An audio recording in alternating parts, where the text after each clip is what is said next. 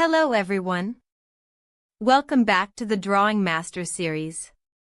In episode 4, we will explore more complex geometric forms. We'll learn to draw the hexagon, the octagon, and even a star. Exercise 1, the hexagon. A hexagon has 6 equal sides and 6 angles. It's the same shape you see in a honeycomb. Tip: focus on keeping all 6 sides the same length for a perfect shape. Exercise 2, the octagon.